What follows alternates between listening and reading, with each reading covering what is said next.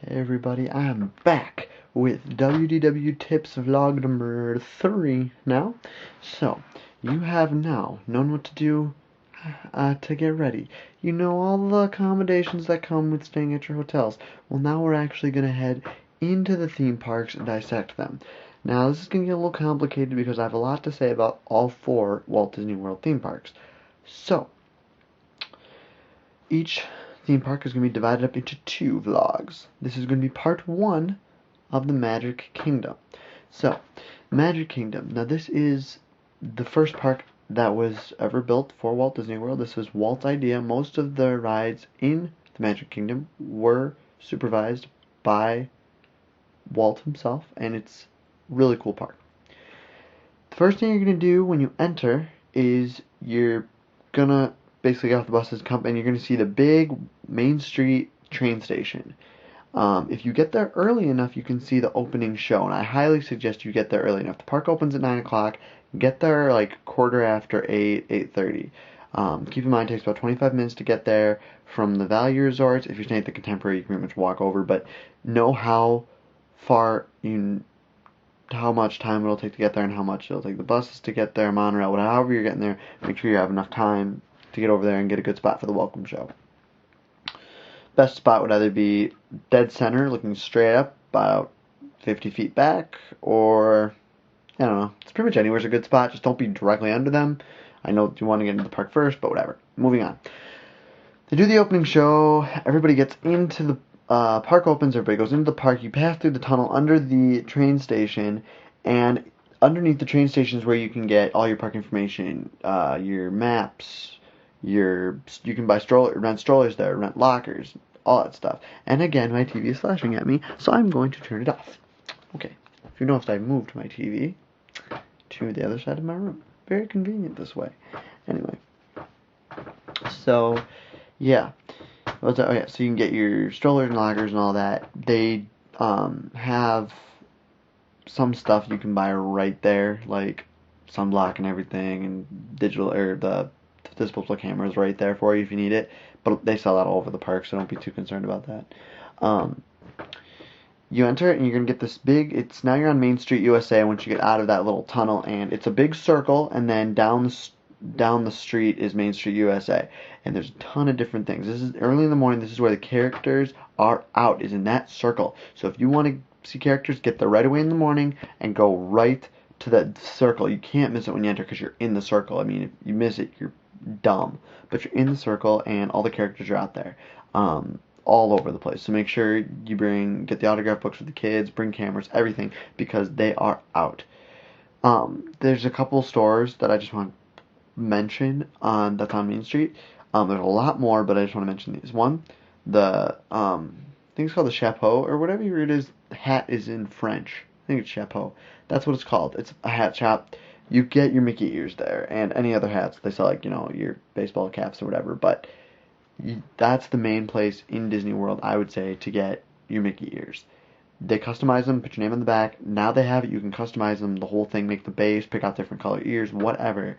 And that's the place to get your Mickey ears. If you want Mickey ears, that's where to go. Right across the street from there is the Main Street Emporium, which is the biggest store in Magic Kingdom. It's awesome. It stretches I think the length of 4 or 5 stores, but it's one store. You can enter it all over Main Street. And that sells everything. It's got a clothing section, toys.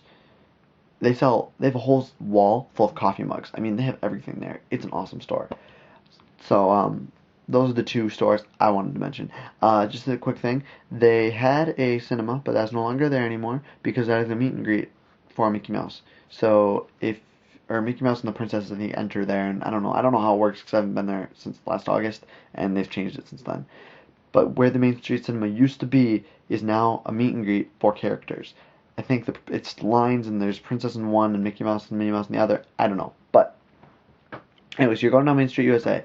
You get to the end of Main Street USA, and it is there are 2 icons you're going to see. One is way more recognizable, and I'll get to that in a minute. You probably already know what it is, but I'm going to talk about the other one first. The other one is the Partners statue. It is a bronze statue of Walt Disney and Mickey Mouse holding hands. It's been there since the park opening. It is by far, just it makes the whole statement. It was all started by a mouse. That is that statue, and it's really cool. I highly suggest getting your picture taken in front of it if you can. It's really cool. Right in the back of that is the center of the park, and everybody's talking about it. Cinderella Castle. It's probably the most recognizable thing in the park and in Disney World. When you think of Disney World, you think of this castle. It's huge. You can either pass through the castle and go to Fantasyland, but I highly suggest you don't go there right away, because that's where all little kids are going to go right away, and it's just a hassle with little kids. If you don't like little kids, don't go there right away. But my tip to you, when you go up to the castle and you're going up Main Street by the partner statue, hang a left and go all the way down. You'll cross a small bridge into Adventureland. This is the best spot to go right away because it is the busiest by far during the day. Because it has several classic attractions that people want to see, and it's going to be busy all day. First classic attraction is the Jungle Cruise. It is a guided tour, and it's a joke tour. None of the animals are real. They're all animatronic, but it's really cool. It's been there since park opening. There's also one in Disneyland, but it's a little different. The Jungle Cruise is a boat ride through the jungle. And yeah, it's a cruise through the jungle. The Jungle Cruise. But it's a tour guide with you. It's really cool. The other classic attraction is Pirates of the Caribbean, and it now has Jack Sparrow and Captain Barbossa. Recently, this has changed. It will be changing back, but Davy Jones was in the ride on a screen. It was a projection thing, but that recently changed, and now Blackbeard is in it for the release of the fourth movie. I don't know if it's already changed back. It's on YouTube. You can look it up. Just type in Pirates of the Caribbean ride, Blackbeard, and you'll see it. They say the exact same thing. Like, I'm not even kidding. I looked it up. The dialogue they say is exactly the same. But Davy Jones is going back. They don't know when. I think it was going to be in, like, late August. Or when it comes out on DVD or whatever. I don't even know. But he's in there now. Davy Jones is coming back sometime. Excuse me. It's late. I was doing stuff all day. I haven't had time to make a video. So, next, you're going to want to go to Frontierland. Frontierland is just straight through. There's other rides in Adventureland. I'm not going to get to those now, but go to Frontierland. Frontierland, there are two of the three mountains of Walt Disney World, of Magic Kingdom. One of them is Splash Mountain, and if you're familiar with the Magic Kingdom or Disney World, you probably know about this ride. It is a log flume type attraction.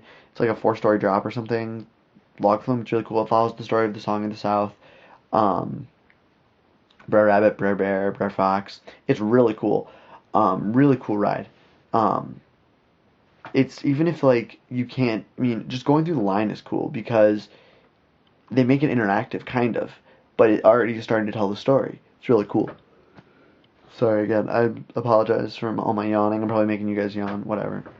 Anyway, right next door to Splash Mountain is Big Thunder Mountain Railroad. This is like a runaway mine train that is in the mountains of this big mountain, and it's really cool. It's a roller coaster, but it's a tame one. It's really not a hard ride. It's a fun ride. I like this ride. So that's also a really cool ride. I'm going to recommend, though, if you want a more intense experience with that ride, sit in the back, because if you sit in the front, you're really not going to get that much of an intense experience, because you can see everything coming. If you're in the back, it's just way more fun. Next, you're going to move along there's other attractions again in Frontierland, but those are the two main ones. I just want to touch on them. You can look the other ones up at the websites that I've mentioned in past videos. Actually, I don't think I ever did. Maybe I'll mention them in the next one, but I've got a whole lot of time with this one left. Sorry again. So, moving on. Now you're going to go around, down the path. Okay, where you came in from Adventureland, if you go up the path, those are the two rides you're going to find. If you hang a right away, you're going to go down and you're going to hit Liberty Square. Frontierland goes on for a little bit, and it's a really smooth transition into Liberty Square. Most people don't even know they've crossed into Liberty Square. But this is themed after, like, Revolutionary War period. It's actually really cool. The two main attractions, well, there's three attractions so I'm just going to touch on all three. One is the Liberty Bell Riverboat, which is a riverboat that circles Liberty Square in Frontierland. It's like, I swear that boat ride takes an hour, but I think it's like a half an hour. But it's really, really, really relaxing if it's a hot day. And you have their shade. It's really nice. Um, then the other one is the Hall of Presidents, which is it's a show about like I don't know about the United States history, about the presidents, and they have audio animatronics of all the presidents. Abraham Lincoln speaks, George Washington speaks, and the current president speaks. So right now Obama speaks, but they change it every time there's a new president. So like George Bush had one, Bill Clinton had one, they've all had one. When they made their attraction, obviously like they didn't go back when like George Washington was the only one there. It didn't go back that far. But right now Obama's got some speaking roles. It's really cool. It's actually him doing the voice. It's not like a guy coming in doing a really good Obama impression. Pretty cool. Alright, so I've touched on, let's review quick of what I've touched on in the part 1 of the Magic Kingdom vlog. We touched on Main Street USA, the Cinderella's Castle, we touched on Adventureland, Frontierland, and Liberty Square. That's all the time I have for this vlog.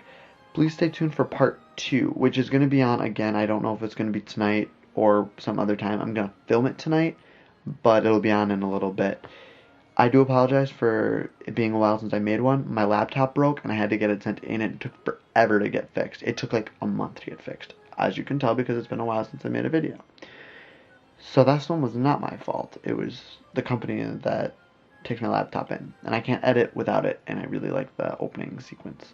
So, thanks again. I will be doing the next vlog in like a couple minutes. I'm going to take a bathroom break. But, thanks a lot for watching, and stay tuned for part 2 of Magic Kingdom vlog.